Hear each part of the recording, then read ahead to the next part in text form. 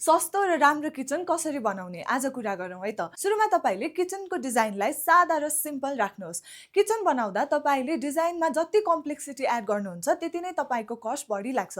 त्यसैले तपाई कम बजेटमा किचन बनाउन चाहनुहुन्छ भने डिजाइनलाई सादा सिम्पल राख्नुहोस्। यसरी पनि तपाईले राम्रो किचन बनाउन सक्नुहोस्। नम्बर 2 भनेको किचनको लेआउट। सस्तो र राम्रो किचन बनाउनको लागि तपाईले एल शेप अथवा स्ट्रेट लाइन लेआउटमा बनाउन सक्नुहुन्छ। यू शेप र आइलाइन लेआउटको तुलनामा यो किचनहरु अलि सस्तो बजेटमा नै बन्छ। र त्यसैगरी किचन क्याबिनेट बनाउनको लागि प्लाइवुड तीनटा ग्रेडमा अवेलेबल हुन्छ।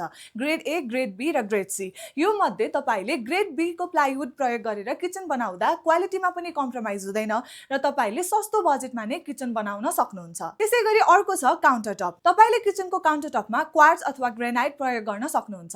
यसमा पनि क्वार्ट्जको प्रयोग गर्दा अलि प्रिमियम फिनिशिङ त आउँछ तर यो अलि महँगो पर्छ। त्यसैले सस्तो राम्रो किचन बनाउनको लागि ग्रेनाइट नै प्रयोग गर्दा उचित मानिन्छ। र अब यदि तपाईले रेन्टेबल किचन बनाउँदै हुनुहुन्छ भने तपाईले टाइल्सको प्रयोग गरेर पनि काउन्टर टप बनाउन सक्नुहुन्छ।